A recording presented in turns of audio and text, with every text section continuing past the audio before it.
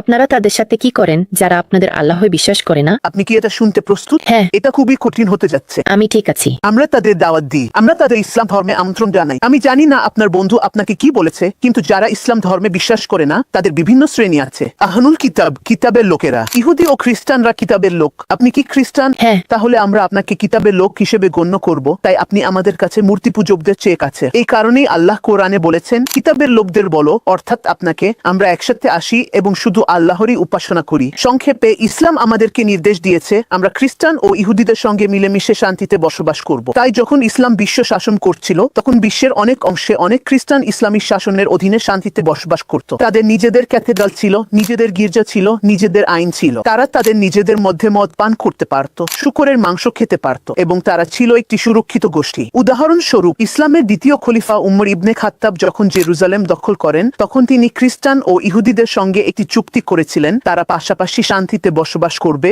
এবং তাদের অধিকার থাকবে। যদি কোনো বাইরের শত্রু এসে খ্রিস্টানদের আক্রমণ করত, মুসলিমরা তাদের রক্ষা করতে সেখানে থাকত। যদি কোনো বাইরের শত্রু এসে ইহুদিদের আক্রমণ করত, মুসলিমরা তাদের রক্ষা করতে সেখানে থাকত। এবং একইভাবে যদি কোনো বাইরের শত্রু এসে মুসলিমদের আক্রমণ করত, ইহুদি ও খ্রিস্টানরাও মুসলিমদের সাহায্য করত। ইসলামের এমন একটা ধারণা আছে যেখানে বলা হয় অবিশ্বাসীদের হত্যা করতে হবে। একদম বাজে কথা। এটা শুধু নির্দিষ্ট কিছু শত্রুতাপূর্ণ ব্যক্তির ক্ষেত্রেই প্রযোজ্য। কোরআনের 7 নম্বর সূরার 8 নম্বর আয়াতে আল্লাহ বলেন, তোমাদের সঙ্গে যারা যুদ্ধ করে না এবং তোমাদের ঘরবাড়ি থেকে বের করে দেয় না, তাদের প্রতি ন্যায় বিচার ও সদয় আচরণ করতে তোমাদের নিষেধ করা হয়নি। তাহলে সংক্ষেপে আপনার প্রশ্নের উত্তর দিতে গেলে সিস্টার ম্যাডেলিন, আমাদের প্রথমেই বলা হয়েছে আমরা যেন ইসলাম সবার সঙ্গে ভাগাভাগি করি, সে খ্রিস্টান, ইহুদি, হিন্দু যেই হোক না কেন। এটাই আমাদের সবচেয়ে বড় বিশ্বাস। অবিশ্বাসীদেরও অধিকার আছে, কারণ তারাও ইসলামের বার্তা শুনতে চায়। দ্বিতীয়ত, তারা যদি এটা প্রত্যাখ্যান করে তাহলে সেটা তাদের ব্যাপার, কারণ কোরআনের সূরা বাকারাতে বলা হয়েছে ধর্মের ক্ষেত্রে কোনো জবরদস্তি নেই। আমি আপনাকে জোর করে ইসলাম গ্রহণ করাতে পারি না। এটা আসল উদ্দেশ্যটাই নষ্ট করে দেয়। যদি কেউ আপনাকে জোর করে তাহলে আপনি আসলে মন থেকে গ্রহণ করেননি। তাই ইসলামে কঠোরভাবে কোনো মুসলিমের কোনো অমুসলিমকে জোর করে ইসলাম গ্রহণ করানোর অধিকার নেই। ঠিক আছে, ধন্যবাদ।